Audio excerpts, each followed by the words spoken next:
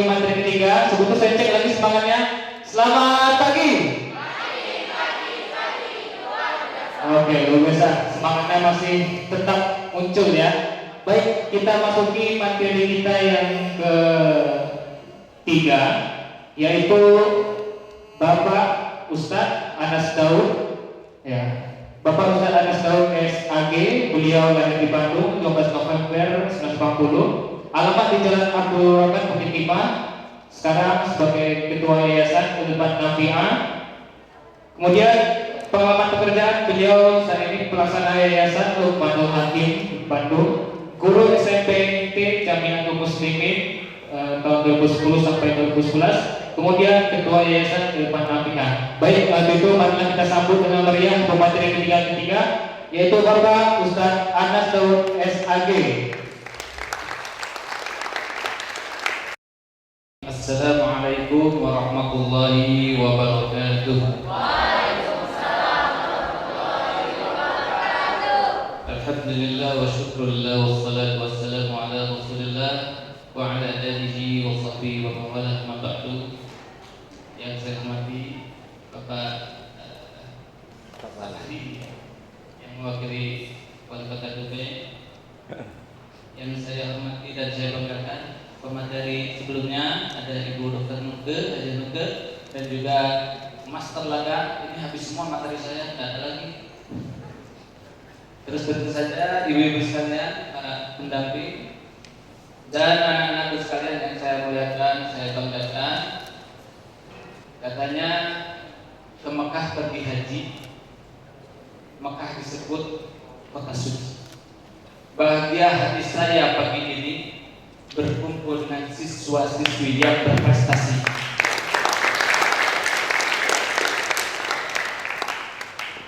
Katanya lagi, kalau mau sholat pakailah peci, dan kalau jadi imam jangan lama-lama.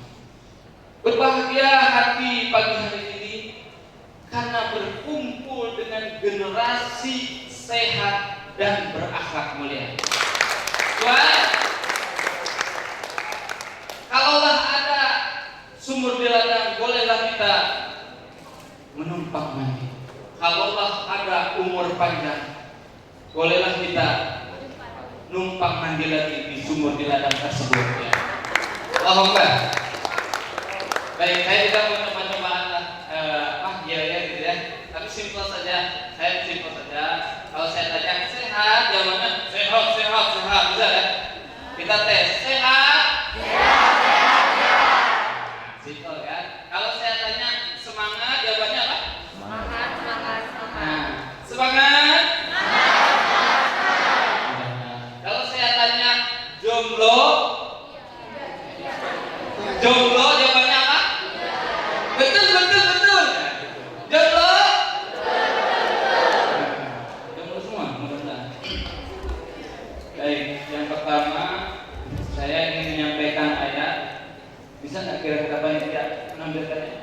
Ada Quran surah Al-Isra ayat yang ke-32. Kalau ada menampilkan ayat surah Al-Isra ayat ke-32. Allah berfirman, A'udzu billahi minasy syaithanir rajim. Bismillahirrahmanirrahim.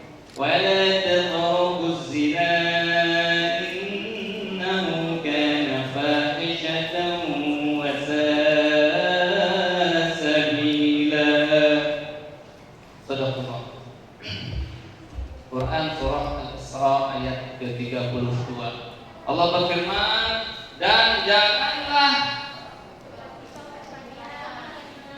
mendekati, dan janganlah kalian semua mendekati zina. Sesungguhnya zina itu adalah fahisyah, kekejian, wa sa'a sabila, dan seburuk-buruk jalan. Ini yang pertama tadi karena berkaitan dengan dari Ibu Dokter ya, terkait dengan kesehatan reproduksi dan kalau penakalannya seks bebas. Semua agama, semua keyakinan melarang berzina, betul? Setuju nggak? Semuanya, bukan hanya Islam, semua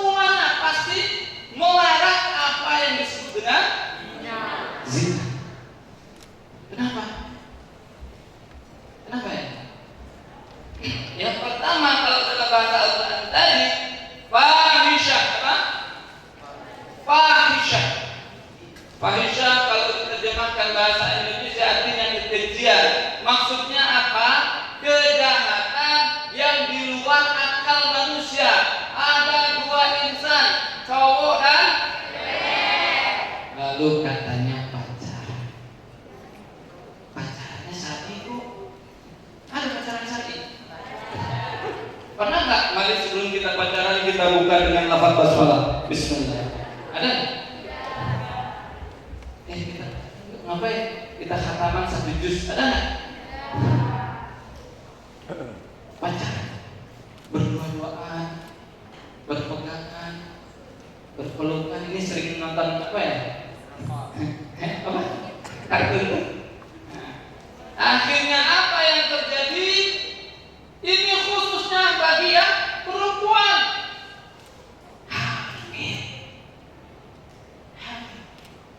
Perempuan ini kalau hamil kira-kira akal yang cerdasnya bahagia nggak?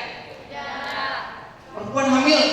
Ya ini kalau akal cerdas yang artinya resmi gitu ya, sah. Cerdas bahagia nggak?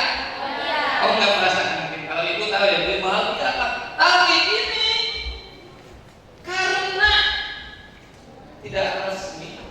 Tadi ibu dokter bilang MBA. MBA itu apa? Married by accident. Ya nikahnya karena kecelakaan, keserempet motor. Jadi katanya apa? Di luar harusnya bahagia, yang perempuan ini malah tidak bahagia. Ya. Lalu apa yang dia lakukan? Pertama, bisa jadi dia melakukan aborsi, dibunuhnya bayinya. Yang kedua, apa? Dia tak sanggup aborsi, akhirnya anak itu lahir dibunuh. Yang ketiga, tidak dia buang, tapi dia pelihara, cuma tidak jadi. Yang keempat, dia lahirkan, dia didik, lalu si anak mendapat pendidikan dari mamanya tentang berzina. Bisa jadi anak pun berzina akhirnya kan didikan dari. Yang kelima, ketika anak lahir, perempuan ingin nikah, walinya siapa? Ilegal. Ayahnya ilegal, tidak sah. Akhirnya wali hakim warga bertanya, wali hakim ada apa ini? Malu nggak? Yang keenam, akhirnya karena malu, dia walinya akhirnya ngaku-ngaku ini adalah sah bapaknya. Dan oleh kamu akan disahkan, apa yang terjadi? Statusnya zina. Turun-temurun fahisyah. Itulah kekejian yang di luar akal manusia, kejahatannya. Dan itu yang paling sengsara siapa? Kaum perempuan. Laki-laki yang sudah melakukan ya. Entah kemana dia. Makanya agama semuanya melarang tentang perzinahan. Bahkan Islam bukan hanya melarang perzinahan, mendekati. Ada juga yang bilang, kan itu mendekatinya yang dilarang, zinanya enggak dong, benar nggak? Yang dilarang kan hardus zina, mendekati zina, berarti zinanya enggak dong, benar nggak? Kata orang tua, kamu jangan dekat-dekat api. Maksudnya apa? Boleh nggak main api? Masuk, dekat lah, nggak boleh. Berarti masuk api boleh? Enggak juga. Misalnya orang tua bilang, hati-hati di sungai, kamu jangan dekat-dekat buaya. Ya, apalagi buaya merah, betul? Itu maksudnya dekat-dekat atau akhirnya mendekati boleh nggak? Mendekati buaya nggak boleh, dekat-dekat juga nggak boleh. Kenapa? Karena mendekati zina itu sudah mungkin bisa jadi 90%-nya menuju zina. Makanya disebut fahisyah. Dan itu sudah banyak kasusnya. Ada bayi dalam kasus. Ada di sekolah saya baca berita di MCK-nya, bayi, ya kan? Ada bayi itu yang dibuang, udah banyak. Kemudian apalagi selain fahisyah disebut juga wasa as-sabila, jalan yang buruk.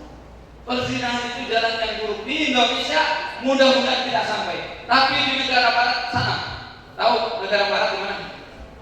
Nah, Sumatera Barat, bukan, Jawa Barat. Nah.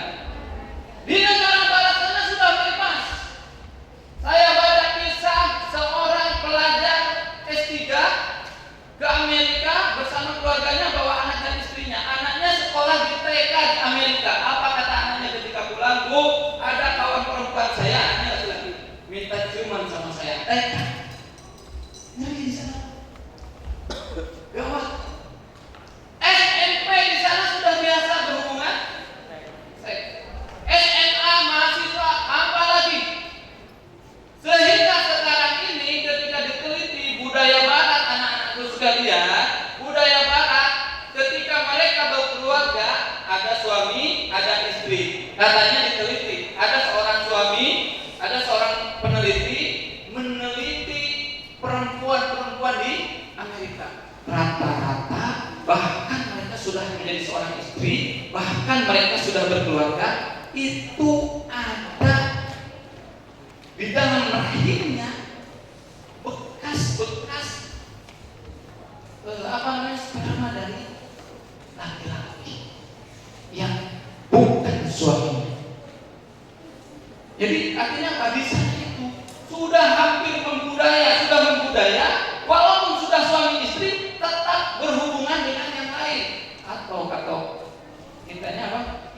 Selingkuh, bahkan sampai ke zina.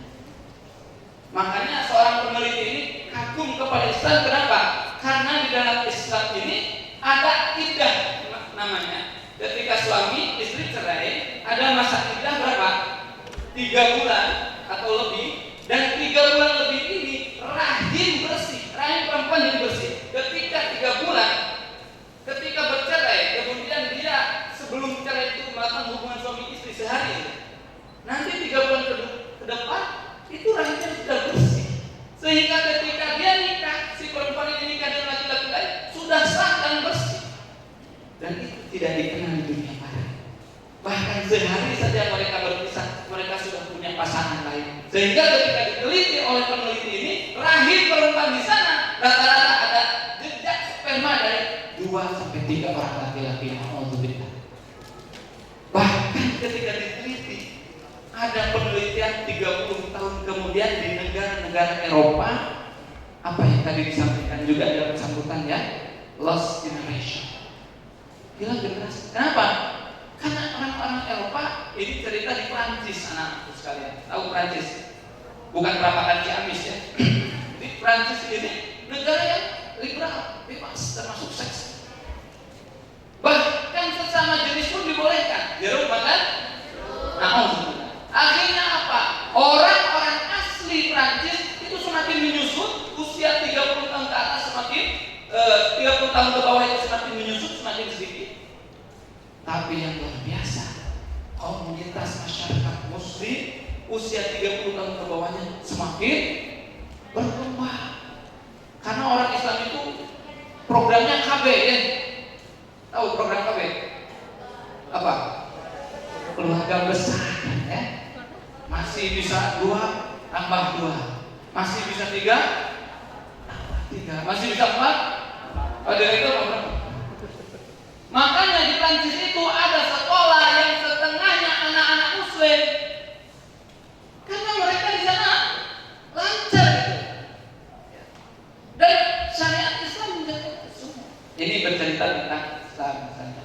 Artinya seluruh agama sebetulnya melarang tentang perzinahan itu.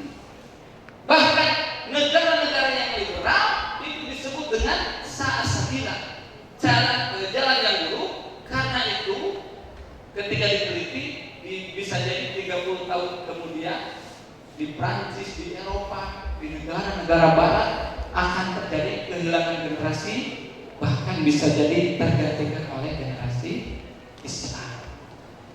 Jadi di sini jelas Allah telah melarang kita, sebetulnya Tuhan telah melarang kita untuk mendekati zina, dan termasuk di dalamnya adalah berzina itu sendiri, karena dia merupakan kekejaman yang keji, dan kemudian jalan yang buruk. Ini yang pertama terkait dengan perzinahan. Nah, yang kedua ada ayatnya juga nih, bisa dibukakan. Kedua ayatnya yaitu surah Al-Baqarah ayat 219. Surah Al-Baqarah ayat 219. Allah Subhanahu wa taala berfirman, "A'udzu billahi minasyaitonir rajim. Bismillahirrahmanirrahim. Yas'alunaka 'anil khamri wal maisir. Qul fihima ithmun kabirun wa manafi'u lin-nas wa ithmuhuma akbaru min naf'ihima wa yas'alunaka madza yunfiqun qulil 'afwa kadzalika yubayyinu Allahu ayatihi la'allakum taqilun." Shadaqallahu azim. Baik, yang ayat awalnya yas'alunaka 'anil khamri wal maisir. Mereka bertanya kepadamu ya Muhammad Rasulullah SAW, anil khamri, tentang khamr. Khamr itu apa?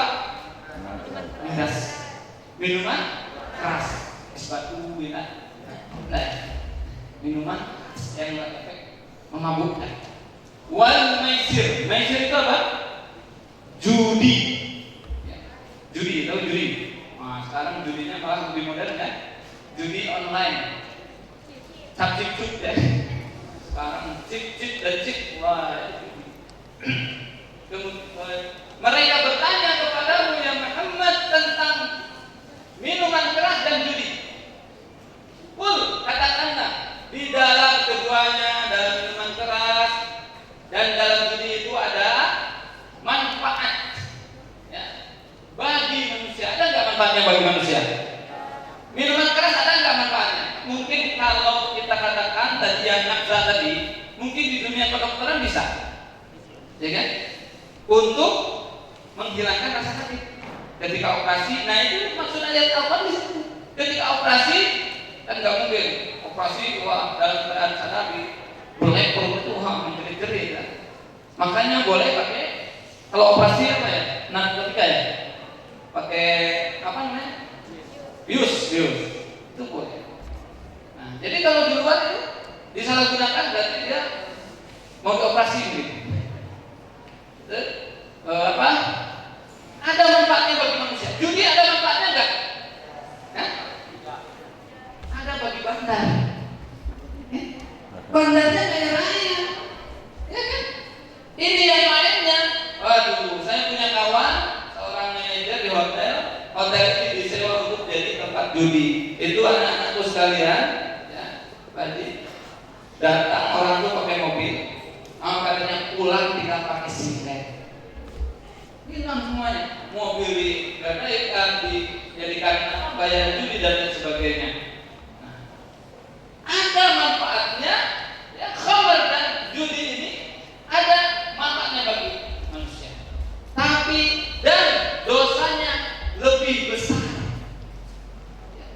bahayanya lebih besar daripada manfaatnya. Ya.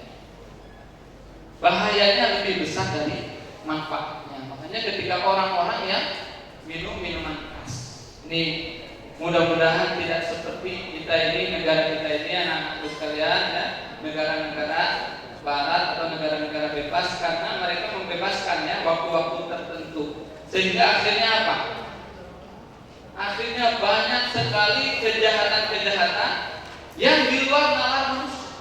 Kenapa? Karena akibat dari mabuk, berkelahi, kemudian apa, kecelakaan lalu lintas di negara-negara yang membebaskan minuman keras itu sangat tinggi. Kadang-kadang mobil itu sudah jelas ada remnya kan? Ini tabrak, lewat kemana, masuk ke parit, masuk kemana, karena mabuk. Dan kemudian berkelahi itu sudah seperti biasa, sudah seperti anak kecil kadang-kadang di tempat umum berkelahi tanpa sebab, dan itu banyak terjadi di negara kita. Kalau kita lihat ya, tayangan-tayangan misalnya di internet, ya, di media sosial, ada orang misalnya dia memesan sesuatu, lalu marah sampai dibuangnya pesanannya itu, bahkan pelayannya sampai disiram. Saya rasa di Indonesia nggak ada kayak gitu ya, karena budaya mereka sudah rusak, otak mereka sudah rusak, emosi mereka sudah rusak akibat dari minuman keras ini. Terlebih kalau tadi dikupas secara kesehatan, lebih banyak lagi kerusakan yang ditimbulkan oleh minuman keras ini. Sekarang bukan hanya sebatas minuman ya, bahkan jenis-jenisnya sudah sangat beragam, bahkan penggunanya sudah sangat beragam. Dulu mungkin hanya mahasiswa, mana mahasiswa di sini? Sekarang sudah turun ke level anak SMA, bahkan di beberapa kota besar SMP menggunakan itu. Apalagi tadi ada yang namanya apa? Lem. Waduh, orang kita beli lem buat apa biasanya? Lem kertas ya. Ini dia melemnya untuk ngelem mulut. Mulutnya dilem. Ini menyebabkan kerusakan pikiran. Makanya kemudian di dalam Islam dijelaskan sebetulnya seperti ini. Bahkan di dalam ayat lain ditegaskan bahwa khamr ini adalah rijsun, najis, min amali syaitan, dari perbuatan setan. Dan yang ketiga ayatnya bisa ditampilkan Hujurat ayat 11. Ini sebetulnya kenakalan remaja yang hari ini trending, ya kan? Yang hari ini trending. Apa? Al-Hujurat ayat 11 bisa ditampilkan? Bu? Al-Hujurat ayat 11. Ya. Allah Subhanahu wa taala berfirman, "A'udzu billahi minasyaitonir rajim. Ya ayyuhalladzina amanu la yaskhar qaumun min qaumin 'asa an yakunu khairan minhum wa la nisa'un min nisa'in 'asa an yakunna khairan minhun wa la talmizu anfusakum wa la tanabazu bil alqab bi'sal ismul fusuq ba'da al-iman wa man lam yatub fa ulaika Allah Subhanahu wa taala berfirman, hai orang-orang yang beriman, janganlah satu kaum memperolok-olok kaum lainnya, seolah-olah mereka lebih baik dari yang lainnya. Dan jangan pula kaum perempuan mengolok-olok kaum perempuan lainnya, seolah-olah mereka lebih baik darinya. Dan janganlah kalian saling mencela, dan janganlah kalian memanggil dengan panggilan yang buruk. Kemudian bi'salismul fusuq ba'da iman. Itulah seburuk-buruk kefasikan setelah keimanan. Dan barang siapa yang tidak bertaubat, maka mereka termasuk orang-orang yang zalim. Ini adalah salah satu hal yang hari ini terjadi di tengah siswa-siswi sekolah. Apa yang pertama, satu kaum mengolok-olok kaum lainnya, ada nggak? Ya, wah, jadi SMA ini lebih mantap nih, SMP ini mantap. Kamu SMP mana? Gitu kan? Atau misalnya perempuan mengolok-olok perempuan lain, satu grup, ini satu geng. Wah, kita nih geng cewek-cewek cakep misalnya. Yang nggak cakep nggak usah ikut. Wah, gitu misalnya kan? Kita ini gadis-gadis apa? Pintar. Wah, hanya khusus gadis-gadis yang pintar. Kalau mau daftar, dilihat dulu rankingnya berapa. Wah, nah, nggak masuk, nggak boleh. Ini nggak boleh. Dalam Al-Quran dijelaskan tadi, nggak boleh. Wala talmizu anfusakum, dan janganlah kalian mencela orang lain. Jangan mencela orang lain. Dan ini kemudian yang terjadi banyaknya. Islam sudah jelas melarang hal tersebut. Ya, wala tanabazu bil alqab. Dan janganlah memanggil dengan panggilan yang buruk. Ada kawan kita ini yang gemuk, panggilannya apa? Muk-muk. Ada kawan kita yang kurus, panggilannya apa? Tangga. Ada kawan kita yang kulitnya hitam, panggilannya apa? Ada yang rambutnya apa? Keriting. Nah ini sudah jelas ya. Kenapa diharamkan? Karena hari ini sudah banyak korban daripada apa yang diharamkan, yang disebut dengan perundungan atau pembulian. Sudah banyak korban. Dan ini kejahatan atau kenakalan yang banyak terjadi di tengah remaja kita. Ya, menghina itu mudah sekali. Saya punya kawan dulu angkatan kakak angkatan SMP dihina. Besoknya datang ke sekolah atau ke rumah kawannya ini yang menghinanya bawa OP. Tahun 98. Tahun 96 itu saya kelas 3 SMP.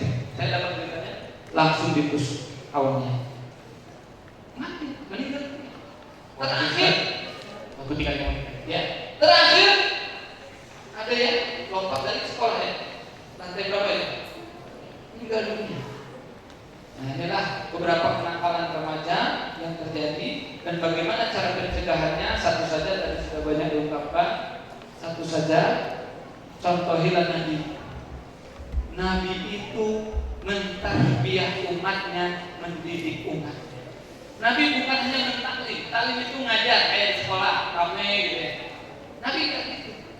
Taklim ada juga, tapi sedikit. Nabi itu lebih banyak mentarbiyah, mendidik umatnya, dibentuk dalam beberapa grup. Bedanya apa? Taklim itu hanya ngajarkan nih, ngasih tahu nih, ini yang namanya zina itu gini-gini, itu taklim. Tapi kalau tarbiyah apa?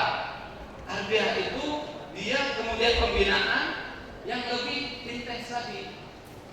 Seorang pembinanya tahu ya, anak yang dibinanya, dan itu Nabi lakukan. Makanya perlu ada komunitas khusus orang-orang anak-anak yang soleh. Ini perlu. Kalau nggak ada ini nggak bisa. Ya. Hal-hal tadi nggak bisa dicegah. Makanya sebetulnya mentoring, anak-anak pernah dengar mentoring?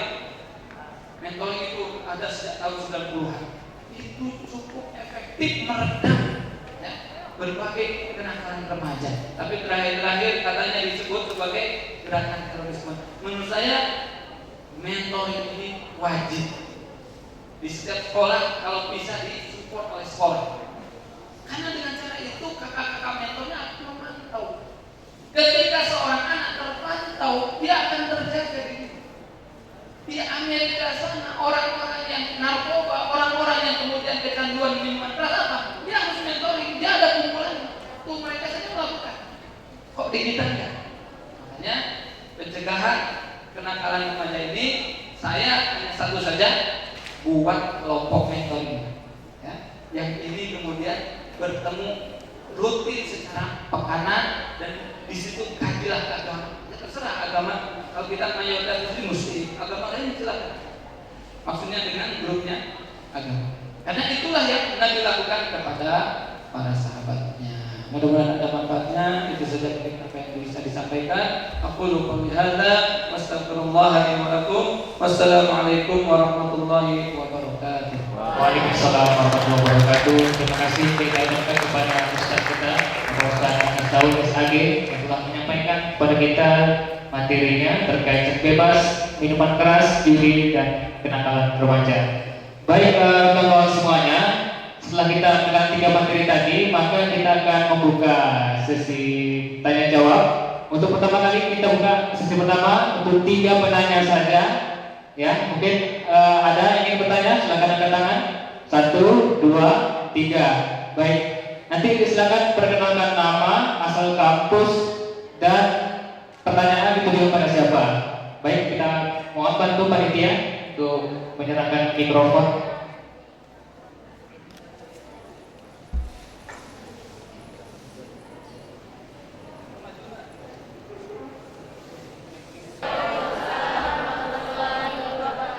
Perkenalkan, nama saya Feby Safira dari kampus Tiara Cangkuning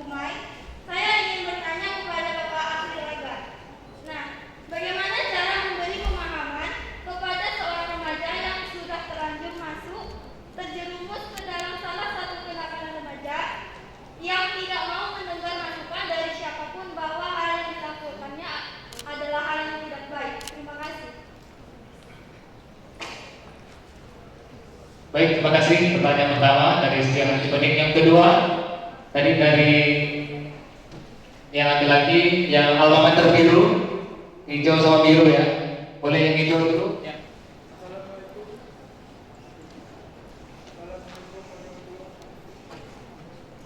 Assalamualaikum warahmatullahi wabarakatuh. Perkenalkan, nama saya Muhammad Tarmizi. Saya perwakilan dari Delsteni Dumai. Menyinggung tentang akta seperti materi yang disampaikan oleh Ibu Duken Septianti, cenderung dimulai dari hal-hal yang kecil seperti mengkonsumsi atau memakai zat adiktif seperti rokok. Sekarang rokok sudah menjadi hal yang lumrah terjadi bahkan di dalam sebuah keluarga seperti seseorang ayah dan anaknya, terutama yang laki-laki. Dan saya pribadi pernah atau sering menjumpai yang hal demikian seperti yang meminta rokok kepada ayahnya dan mungkin sebaiknya. Pertanyaan saya, apakah peran orang tua menjadi dampak dalam kenakalan remaja? Bagaimana sebaiknya peran orang tua dalam membimbing anaknya dan menjauhi kenakalan remaja? Terima kasih. Terima kasih perwakilan dari STMIC. Selanjutnya yang ketiga, perwakilan dari yang di belakang alma mater biru. Silakan berdiri, Pak. Assalamualaikum warahmatullahi wabarakatuh. Baiklah, izin memperkenalkan diri. Nama saya Ridho Conto dari Sekolah Tinggi Teknologi Dumai. Baik Pak, makasih waktunya. Tadi Bapak Tangga sudah menjelaskan yang pertama itu tentang merubah mindset.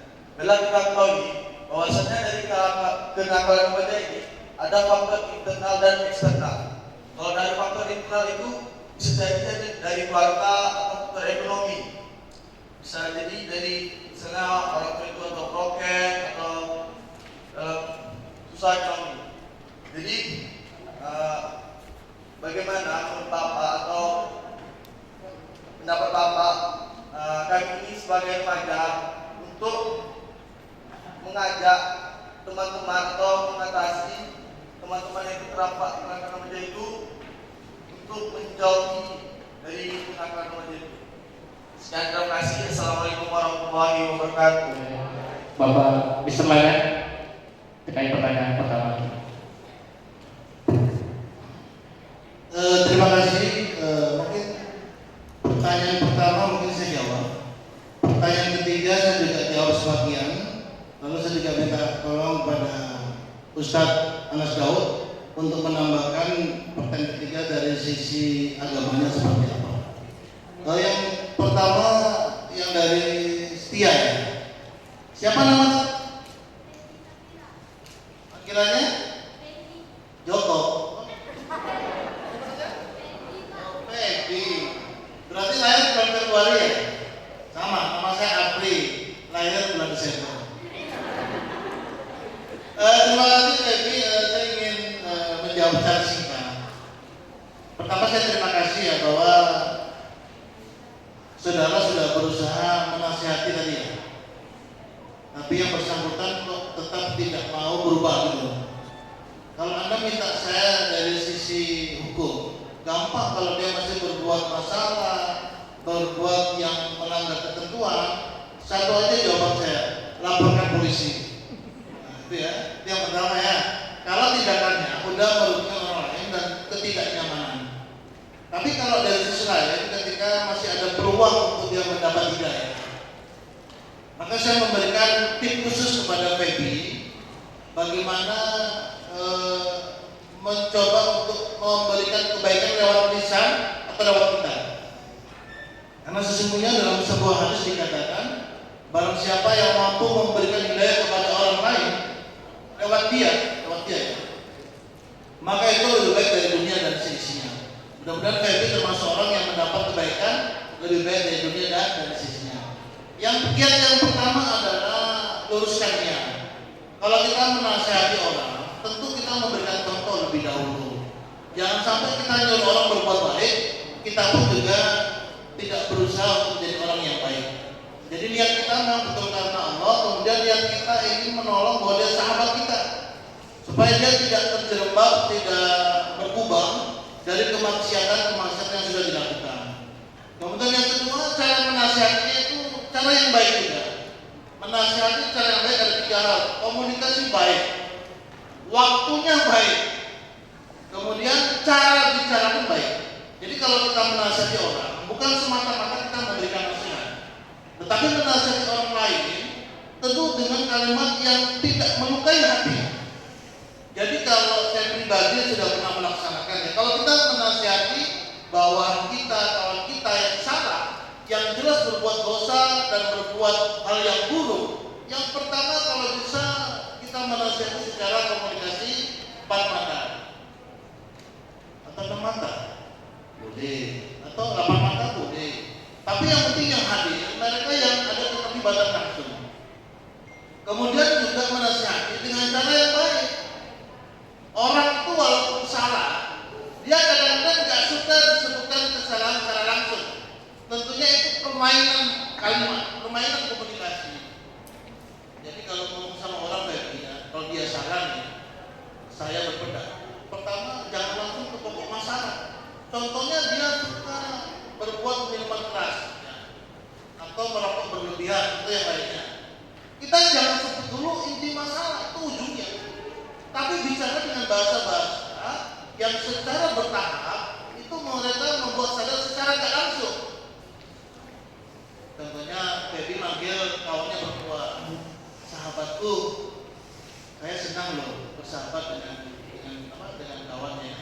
Kenapa? Karena ya mungkin karena kita sama-sama kuliah dan saya melihat banyak kebaikan di wajah saudaraku, walaupun keburukannya lebih banyak. Jadi nggak boleh ya, karena materi nggak boleh. Artinya apa? Puji dia dulu, lalu aja dari hati ke hati. Ketika dia mulai percaya dengan kita, baru Feby mengungkapkan isi hati yang sebenarnya. Ketidaksetujuan, teguran, berupa tausiah. Jadi jangan bicara dengan orang terlalu panjang.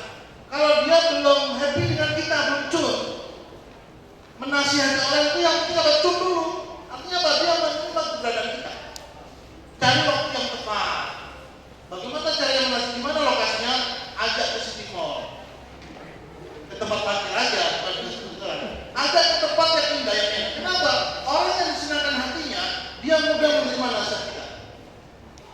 Kemudian yang selanjutnya mungkin pada Feby juga saya sampaikan, kita menasihati orang itu menasihati dari mulut ke hati, bukan mulut ke mulut, tapi mulut jatuh ke hati. Kalau mulut jatuh ke hati, maka saya katakan nasihatnya dari hati.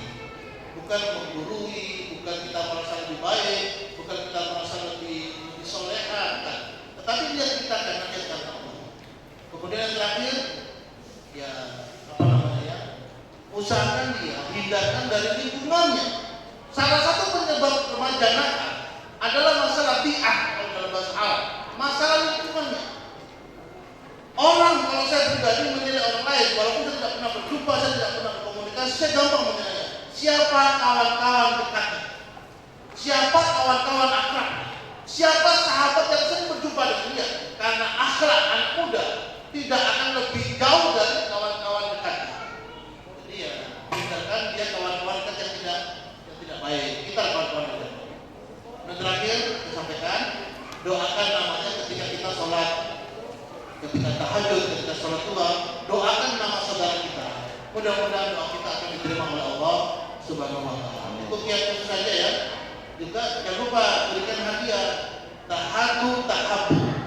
Orang yang suka memberi hadiah itu bisa menguatkan cinta di antara keduanya. Ya, jadi ini bisa dilaksanakan. Apa hadiahnya Pak? Terserah lah ya. Apa hadiahnya? Oke, yang ketiga. Yang ketiga tadi masalah hubungan antara komunikasi bapak dengan anak. Ya, kalau dalam motivasi memang jujur, kita memberikan kebaikan. Kalau orang tua kita tidak bisa memberikan kebaikan, maaf. Ini banyak orang curhat nih. Pak, bapak saya, bapak Anda udah jadi sekolah. Anak muda yang punya visi surga, dia tidak pernah melihat keburukan di depan matanya, sebuah cermin bagi dia. Anak muda yang punya visi surga, ketika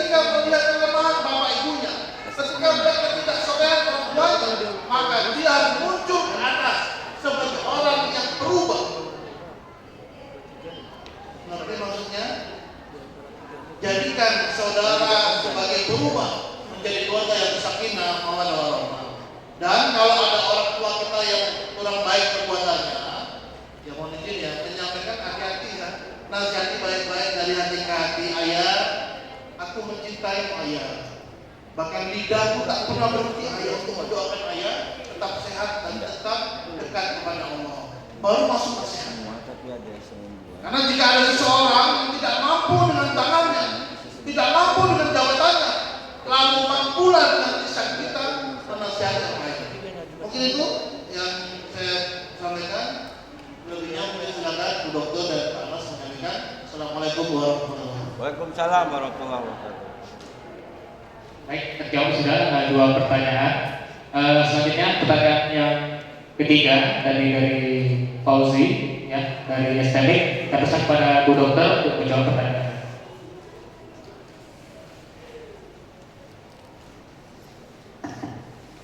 Terima kasih. Assalamualaikum warahmatullahi wabarakatuh. Waalaikumsalam. Untuk pertanyaan dari STMI ya, Fauzi, mengenai ayahnya merokok dan dia anaknya jadi ikut-ikutan merokok gitu ya. Sebenarnya tadi seperti sudah disampaikan teladan ya, memang seharusnya orang tua menjadi role model atau teladan bagi anaknya ya. Tapi bila dalam keluarga itu orang tuanya tidak bisa ya menjadi panutan, mungkin si anak yang menjadi agen perubahan ya. Justru kita yang memberitahukan kepada ayah kita bahwa ayah bahwa merokok itu ini loh ya, tapi dengan bahasa yang bagus ya, mudorotnya ya, banyaknya mudorot seperti ini, bahwa dalam satu batang rokok itu terdiri dari 440 zat yang merugikan ya, itu. Kemudian kalau misalnya si anak tidak bisa memberikan nasihat, mungkin dicari yang orang tua yang berpengaruh yang bisa mempengaruhi anak. Jadi pada prinsipnya kalau orang tua kita tidak baik dalam tanda kutip ya, mungkin kita tidak perlu mengikutinya, tetapi justru kita memberikan keluar dari kebaikan itu dan menjadi berubah gitu ya. Mungkin itu saja. Dan kalau misalnya perlu bantuan secara medis, mungkin bisa kita bawa ke ada klinik berhenti merokok ya, anak dibawa ke klinik tersebut. Ada upaya-upaya seperti itu. Dan itu terima kasih. Assalamualaikum warahmatullahi wabarakatuh. Waalaikumsalam warahmatullahi wabarakatuh.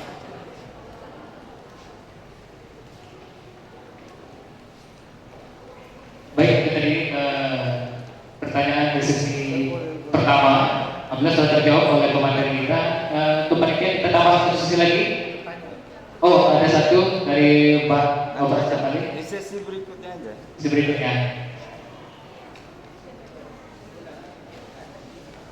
Baik, kita buka sesi kedua. Kita minta yang anak sekolah lah ya. Baik, kakak dari mahasiswa sudah. Oke. Satu ya, yang di tengah. Kedua. Saya boleh ya? Ya, pokoknya Pak. Bapak yang pertama. Yang kedua, oke. Ketiga. Ya, yang di tengah ya, di belakang. Oke. Empat, Bapak ya. Satu lagi. Sebelumnya, perkenalkan nama saya Yosef Taufik dari SMK Negeri 2 Dumai. Saya akan menanyakan kepada Ibu Nuke. Sebelumnya di Indonesia ini sudah banyak dijumpai nafsa. Hampir seluruh anak muda menggunakannya. Dan pertanyaan saya yaitu, bagaimana cara menanggulangi nafsa tersebut secara positif? Terima kasih. Lanjut yang kedua, tadi ada laki-laki di belakang. Nah, silakan berdiri. Warahmatullahi wabarakatuh. Seminar pada kali ini adalah tentang penanggulangan remaja, pencegahan dan penanggulangannya. Namun pertanyaan dari saya adalah tentang bagaimana cara menghentikannya. Cara menghentikannya itu adalah hal yang sangat kritik bagi saya. Bagaimana caranya? Dan itu ibarat seperti menunggu matahari terbit dari barat. Sekian dari saya. Wassalamualaikum warahmatullahi wabarakatuh. Maaf, dari siapa namanya Pak? Namanya Namanya Teknologi perwakilan dari SMA Negeri. SMA Negeri Baik. Assalamualaikum warahmatullahi wabarakatuh. Ini acara kali ini luar biasa dengan narasumber Bapak Ibu yang luar biasa. Saya memang menunggu Pak kandidat ini memang tertarik saya dengan semua sekaligus prihatin dan miris. Senada dengan yang disampaikan di sambutan Pak Wali bahwa satu yang paling penting adalah peran keluarga dan kembali ke agama. Tiada benteng yang kokoh selain benteng agama dan tempat perlindungan lebih aman selain perlindungan Allah Subhanahu wa taala. Kita sepakat. Dan yang disampaikan oleh Bapak dan Ibu Narasumber tadi, ini ada beberapa catatan Pak yang saya anggap penting dan terkait dengan seminar kita hari ini. Pertama tadi dari Al-Ustaz Anas Daud menzitir surat Al-Isra ayat 32 tentang zina.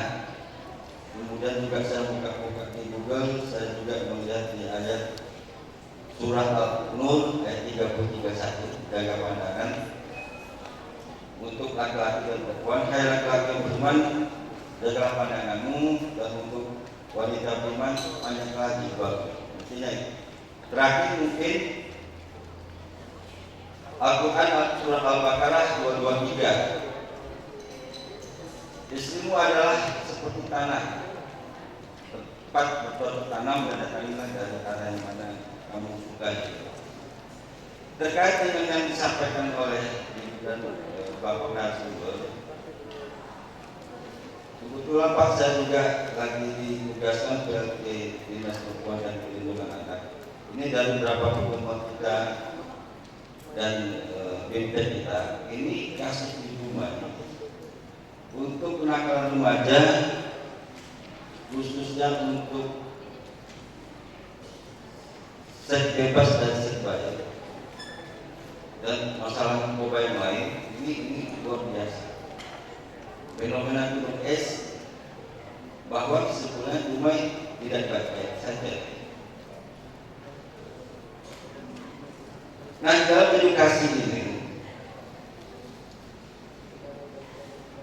dari sisi benteng agama, ini sebetulnya cara pencegahan yang kita coba kedepankan, karena memang mencegah lebih baik daripada mengobati.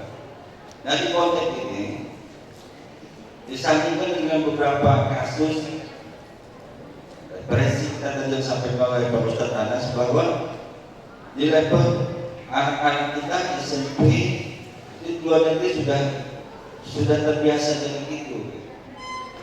Nah, bicara kita hari ini generasi muda adalah generasi penerus bangsa dalam konteks juga khususnya Islam. Ini seperti apa Pak solusi kita untuk pencegahan ini, bahwa semakin hari semakin tahun generasi muda kita ini sangat mengkhawatirkan, dan fenomena ini didukung di semua lini, di semua lingkungan. Misalnya saja kita melihat anak-anak kita di jalan raya berpasangan boncengan, kata Pak Lagat itu larinya 50 tapi pegangannya 150 gitu. Fenomena ini kalau dilihat sederhana, tapi ada nilai yang sudah bergeser jauh. Dulu saya masih muda Pak, pernah muda saya senang dengan seorang cewek. Lihat rumahnya aja udah seneng gitu. Kalau kamu jangankan mau bicara, melihat aja mungkin udah menggigil juga gitu. Fenomena ini sudah sangat-sangat berubah jauh dan mengkhawatirkan. Nah, mungkin untuk Ibu Nuke, ini edukasi ini jadi penting. Tapi mungkin metodenya, saya kaitkan juga dengan menjaga pandangan tadi. Kalau ini dibuka terlalu vulgar, ini mungkin di jurnal juga bisa kita lihat. Ini apakah manfaatnya lebih besar dan mudaratnya atau sebaliknya. Jadi tadi disandingkan dengan Al-Quran Al-Baqarah 223. Jadi sangat indah, puitis dan halus menutupi. Untuk pasangan yang sudah halal saja Allah menyebutnya seperti itu. Istrimu ibarat tanaman, kadang datangilah dari arah yang kamu sangat diputus apik. Dan secara pribadi, saya punya kekhawatiran besar. Kalau ini dibuka secara vulgar, tidak ditutup, terutama awal dan seterusnya tadi kaitan dengan pandangan. Anak-anak kita ini kan generasi yang di umur ini pengen tahu dasar aku mencoba. Ini punya diskusi panjang kita. Metode penyampaian pembelajaran itu penting, tapi apakah sudah pas dibuka habis? Tadi saya lihat ada bicara alat kelamin juga. Ini mungkin perlu diskusi panjang, tapi paling tidak ini sudah dimulai. Tapi cara yang benar, mudah-mudahan kita harapkan hasilnya juga benar. Terakhir Pak,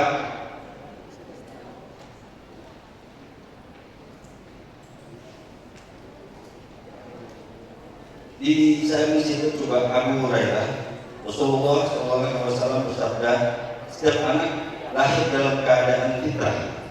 Di konteks akidah, kecuali orang tuanya menjadikan Yahudi, Nasrani dan Majusi. Tapi di konteks luas, anak itu sangat ditentukan oleh peran dan tanggung jawab orang tuanya. Mungkin saya minta nanti rekomendasinya sejauh mana peran kita orang tua, atau memang kita serahkan ini dengan lingkungan, dengan guru dan seterusnya. Pada tanggung jawab utama itu adalah orang tua. Kalau orang tua kasih anaknya keluar rumah, terutama laki-laki dan perempuan itu di atas jam malam atau pulang kita nggak tahu, ini mungkin pemicu utama terhadap kenakalan remaja. Karena tanggung jawabnya kita lepaskan.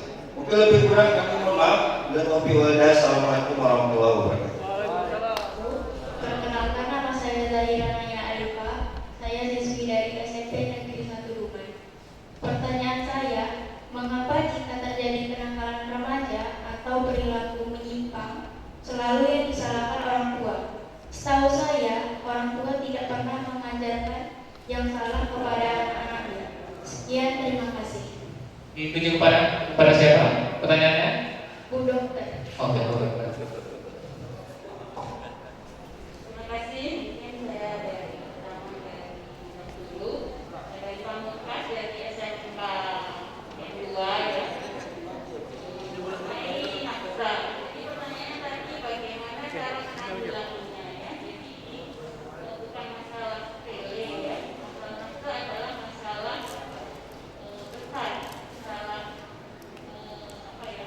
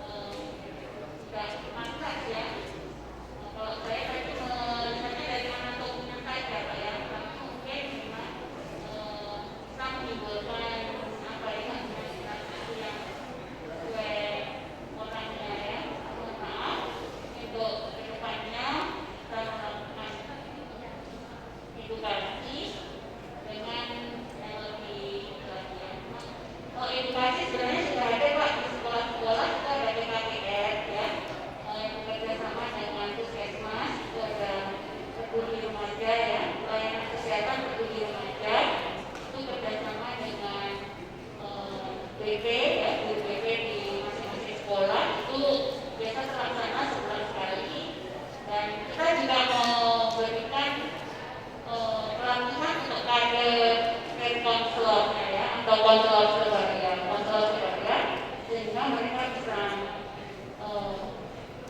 namanya bisa tukar ke sesama teman lebih mudah itu ya. Kemudian untuk Anifa yang sebagai SMPN 1, kenapa kenakalan remaja selalu menyalahkan orang tua atau menjadikan kambing hitam orang tua ya? Sebenarnya mungkin kita bukan mengkambing hitamkan orang tua ya, cuma remaja kan masih di bawah tanggung jawab orang tua. Jadi di situ yang diminta tanggung jawab memang orang tuanya ya. Tapi kita sebagai anak bagaimana menjaga diri agar tidak memberi nama buruk ke orang tua. Jadi kalau Anifa yang pemikiran seperti itu, Anifa sebenarnya bisa menjadi ini ya, inspirator ya untuk intens untuk berbuat lebih baik lagi sehingga tidak menggunakan nama orang tua.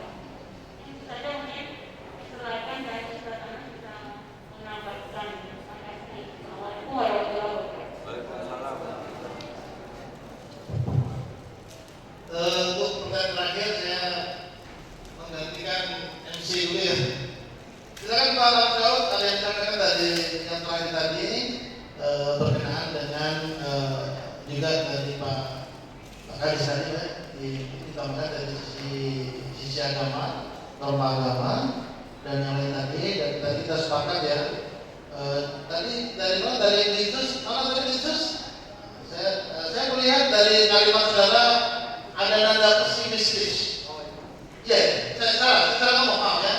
Artinya ini memang hari ini kita begitu kecewa dengan kondisi yang ada. Sepertinya tidak habis masalah yang muncul. Mungkin saya akan percaya ketika tadi ada berkomentar bahwa statement itu bermula dari rasa ikut peduli ya. Walaupun ujungnya pesimis. Tapi saya yakin dan percaya memang hari ini masalah luar biasa. Apalagi ketika pandemi COVID yang juga belum berakhir. Tetapi yang penting bagi kita adalah bagi Anda segera masih muda, panjang di masa depan. Saya kira kita lupa pesimis menjadi optimis. Pesimis menjadi optimis. Ada tiga tingkat bagaimana pesimis kita karena kekecewaan lingkungan kondisi hari ini yang mungkin sulit akan berubah menjadi sebuah hal yang optimis. Yang pertama adalah Anda mengambil peran. Anak muda jangan yang mana bicara dia. Tetapi dengan Anda wajib mengambil peran aktif walaupun 1%. Nanti saya katakan, jangan sampai yang di ruangan ini yang diam dan banyak bicara. Tetapi Anda harus mengambil peran walaupun 1% pengaruh. Yang kedua, saya katakan bagaimana menjadikan pesimis menjadi optimis. Yang kedua, yakin dan percayalah bahwa sesungguhnya sesuatu itu pasti tidak ada, istilahnya tidak ada sampai terus menerus, tidak ada sampai akhirnya, tetapi semua bisa berubah. Karena sesungguhnya perubahan itu walaupun kita merasa tidak bisa, tapi kita dan percaya bahwa takdir dan perubahan itu adalah otoritas dari Allah Subhanahu wa Ta'ala. Kemudian yang ketiga, bagaimana pesimis menjadi optimis? Mungkin ya mungkin bagi yang beragama Islam, perbanyaklah doa. Karena doa kita akan membuat takdir yang tidak mungkin bisa terwujud menjadi sesuatu yang terwujud karena kekuatan doa. Dan mudah-mudahan ke depan kita bersama tugas bangsa ini bukannya kepada pemimpin tapi kepada kalian yang muda, kalian juga adalah menjadi tugas bersama. Selebihnya saya lempar mic ini kepada Profesor Ramsyaud. Janganlah ya. Bismillahirrahmanirrahim. Apa yang saya bahas? Baik, terkait nampaknya yang saya umum penanggulangan ya, beberapa pertanyaan ini ya. Maka jawabannya dari awal sampai akhir materi ini. Cara penanggulangan.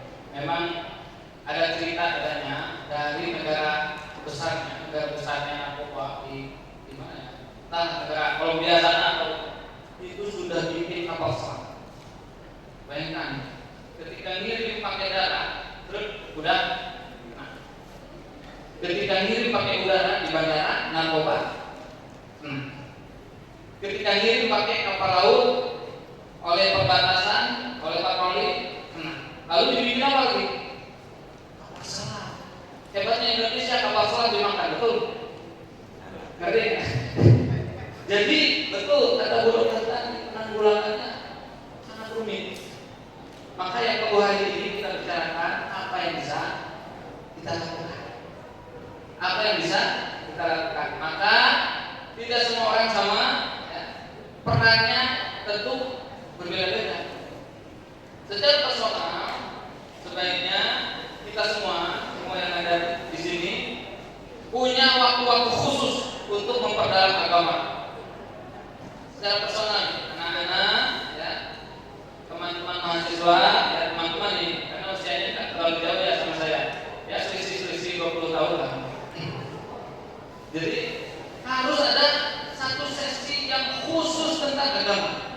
Kalau saya secara pribadi, saya biasa konseling keagamaan atau saya sendiri ikut gabung di grup, ya, grup pembinaan agama, yang itu memang seminggu sekali rutin dilakukan.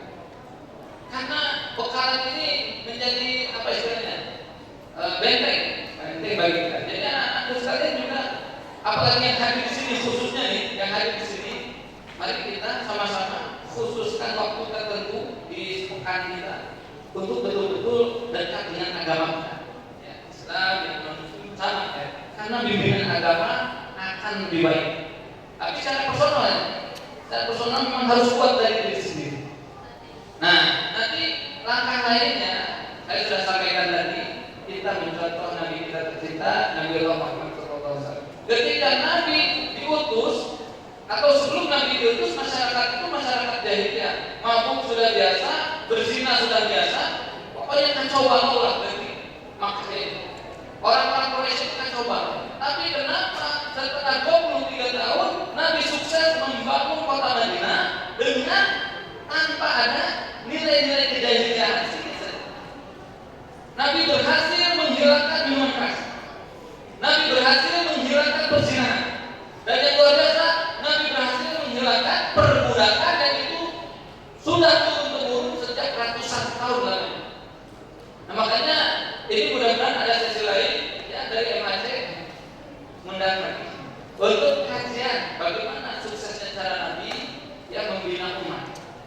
Ya. Dan sangat perlu, karena dengan cara itu sudah dibuktikan oleh Nabi membangun masyarakat yang jahiliyah kemudian menjadi masyarakat yang Islami atau masyarakat yang sehat dan berakhlak mulia. Tapi satu ya yang tadi saya sampaikan, termasuk mungkin juga untuk Pak Zul, ya Nabi itu sangat fokus dengan tarbiyah kepada umat. Tarbiyah itu ya tadi ada satu grup yang memang difokuskan. Nabi itu biasa ngumpul sama sahabat, baca Quran. Bahkan Nabi bertanya, siapa hari ini yang menjenguk saudaranya yang sakit? Siapa yang hari ini orang yang kemudian melayani orang yang meninggal dunia? Nabi itu ada sesi bertanya, artinya mengevaluasi, dan itu tidak bisa dilakukan di sekolah. Karena sekolah kan, Pak, guru kita sudah pusing, ya. Murid sudah banyak, nggak mungkin satu-satu ditanya. Kalau Nabi memang polanya seperti itu pada sahabat, memang ditanya betul. Nah, makanya menurut saya pola-pola seperti ini, tarbiyah atau pendidikan ala Nabi ini hanya beberapa grup saja, hanya anak-anak yang ini saja ya.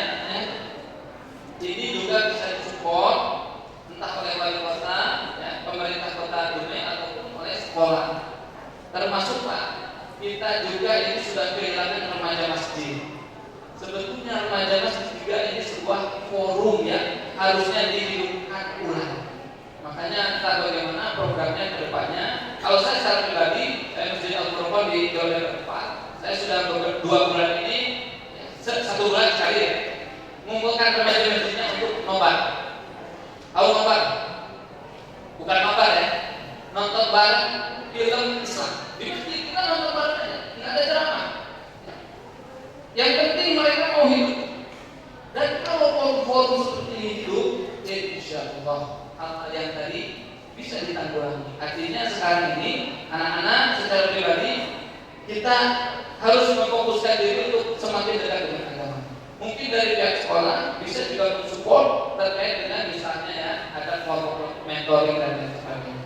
Kalau di pihak misalnya pemerintah kota bisa juga mensupport menghidupkan kembali remaja tadi. Karena Nabi mengawalinya ya, membangun masyarakat yang generasi yang cerdas dan kemudian mulia dengan cara pembinaan itu tadi. Kalau nggak ada, saya kira agak sulit ya. Kalau hanya dengan metode taklim, ceramah yang secara umum 99 itu mungkin hanya sekian persen lah bisa merubah atau membina atau memuatkan anak. Tapi kalau pola tadi seminggu sekali ada ngaji, ada Qurannya, bahkan sekali-kali mungkin berilah sambil kemudian sholat berjamaah, sholat malam berjamaah, maghrib dan sebagainya. Ini saya yakin dalam setahun 2 tahun ke depan ada anak-anak yang imannya, mentalnya akan lebih kuat. Kalau sudah punya itu, udahlah narkoba jenis apa kita yakin nggak akan masuk.